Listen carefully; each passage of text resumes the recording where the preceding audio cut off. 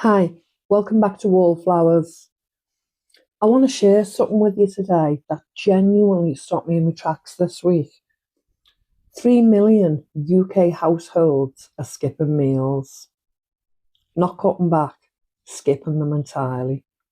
And at the same time, the major supermarkets are posting record profits. Now, I don't know what you make of that, but I think it's worth a conversation. So today, let's have it. So let's just start with what's actually happening, because sometimes I think it helps just to say it out loud, to stop softening it. UK food prices are on track to be 50% higher at the end of this year than they were in 2021. 50% in 4 years. UK retail sales just had their worst April reading in over 40 years. Yeah, 40 years. And a report this week found the majority of single adults in this country couldn't cope with an unexpected bill of £850. Not £8,000, £850. Now, I'm not telling you this to worry you. I'm telling you this because I think sometimes we need to just say it plainly. This is hard. It's genuinely hard for millions right now, and it doesn't seem to be getting any easier. So today, I want to talk about 4 things that I've been quietly noticing. And then, as always with this channel, I want to talk about what we're actually doing about it at home, because that really is what Wallflowers UK is all about. The first thing I want to talk about is food, and I don't just mean the price. I mean what's happening to the food itself. I've been noticing, and I know so many of you have noticed too, because you tell me, that things taste different. Your chocolate doesn't taste quite the same as it used to. Your cereal box is the same size on the outside, but somehow lighter in your hand. The recipe has changed, the portions shrunk, but the packaging looks identical. There is something called shrinkflation. It's been happening quietly for years, but it seems to have really accelerated. They keep the packaging the same, they keep the price the same, or they even put it up a little. And inside, there's simply less, or it's something different. And 9 out of 10 times, it doesn't taste as good as it used to. Now, if your food bill has gone up, which it has, and the portions have gone smaller, which they have, then the real cost of feeding your family has gone up considerably more than those headline figures suggest, haven't they? And what we've been doing at home is very simple. We've been making more from scratch. Your homemade bread, your homemade soup, your batch cooking from base ingredients. Not because we have to, although let's be honest, that does help. But because when you make it yourself, you know exactly what's in it, and it nearly always tastes better. The second thing I want to talk about is something I think a lot of us have noticed, but perhaps haven't quite named it yet. So the shop Claire's has just closed, its last remaining standalone store in Britain. WH Smith. Well, walk into a WH Smith these days and it's quite something. Even Poundland was sold recently, and I almost can't bring myself to say this. It was sold for £1. 2 pubs in Britain are closing every single day. Now, I don't just say this to be sad about it, although I think there's something worth acknowledging there. When a local shop closes or a pub closes, what actually closes is the gathering place. A place where people in the community see each other, talk to each other, check in on each other, and even know each other's names. And what tends to replace it? So it's either an empty unit just sitting there, or a place where you tap your card and you don't speak to anyone and you leave. This is why, in my mind, the food initiatives, the discount stores, the community shops, the places still run by real human beings who know the customers, feel more important to me than ever. Not just for the savings, though the savings are real, but for what they represent. These are the places that are still fighting, and I think they deserve our support. Stay with me now, because what I want to talk about next is the bit I find the most worth sitting with. And I don't hear many people talking about it in quite this way. Let's talk about ownership, or rather, the quiet loss of it. Now, this is something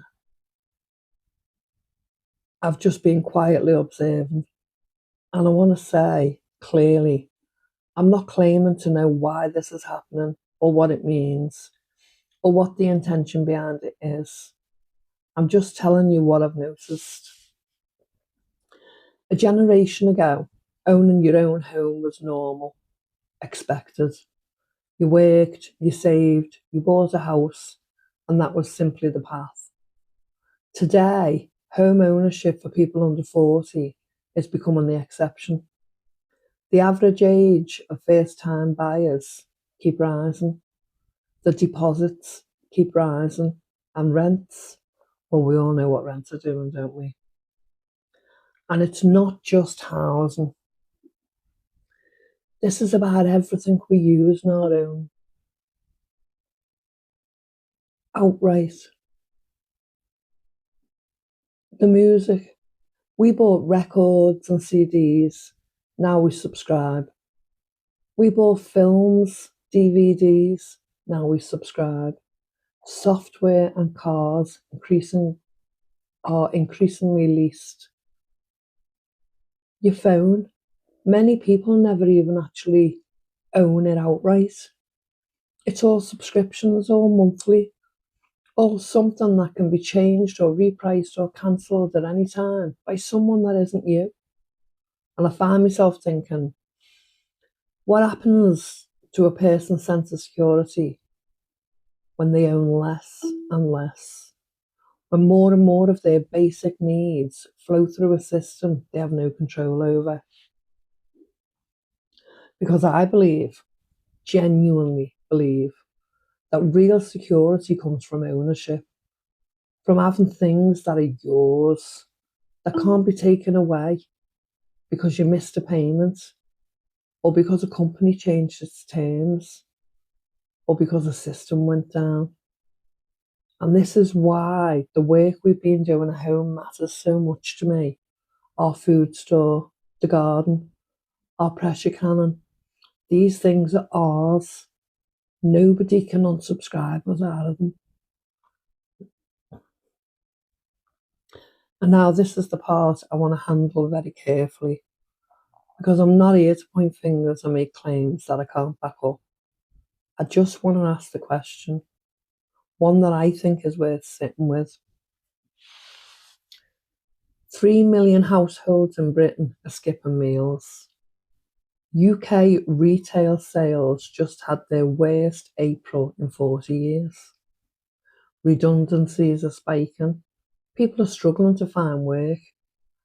But yet the major supermarkets are reporting record profits, and the energy companies reporting record profits. Now, I genuinely don't know what that means. I'm not an economist, and I know that large companies can post profits for all sorts of reasons that aren't sinister. I want to be honest about that. But I do keep coming back to the question, and it's this: who benefits from a population that is more financially stretched, that owns less? that relies more heavily on large systems for their basic needs? Now, I'm not answering that question. I don't think I'm the right person to answer it, but I think it's worth asking. And I think the most sensible response, whatever the answer turns out to be, is the same. Build your own capacity, own more, depend less, not out of fear, but out of wisdom. And I think that's actually what this channel has always been about. What are we actually doing about it at home? Because we never want to leave you with a problem without at least sharing what's working for us.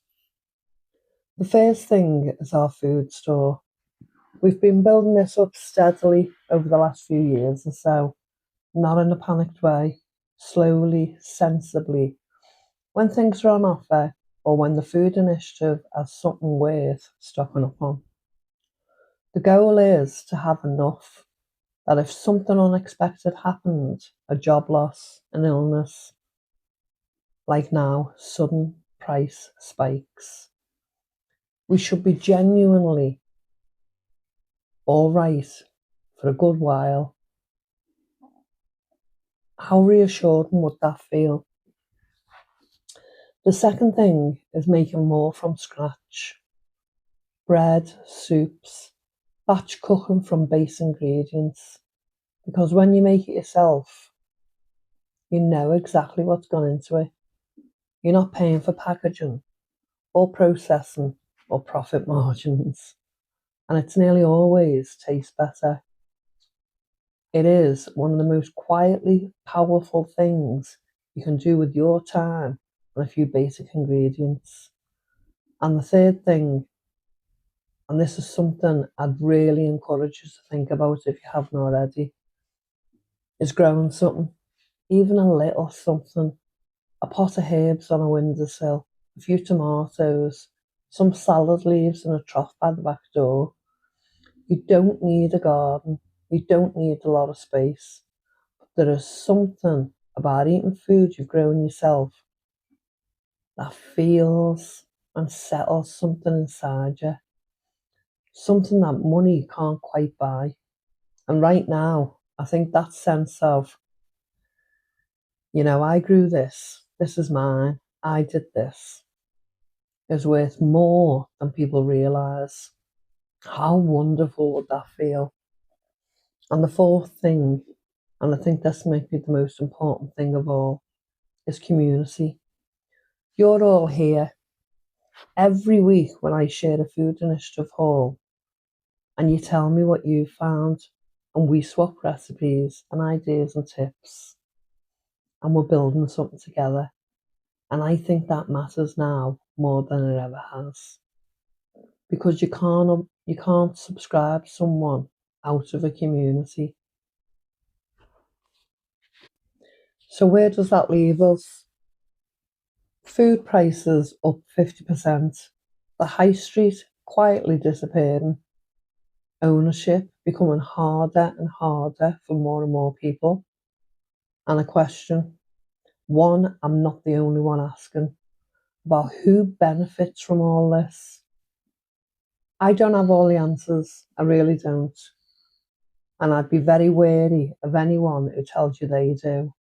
But I do know this, the most powerful thing any of us can do for ourselves, for our families, for our communities, is to build our own self-economy at home. Own more, spend less, and grow what you can, store what you can, and know your neighbours. Not because the world's ending, but because it's always been the wisest way to live. And right now, I think it matters more than ever. I'd love to know what you think in the comments. What have you noticed? What are you doing differently at home? And do you feel like the people around you are starting to wake up to any of this? Tell me, because I'm genuinely interested and I do read every single one of the comments. Thank you so much for joining me today. Please take care Remember you're loved, and the world is a better place with you in it. Bye, love.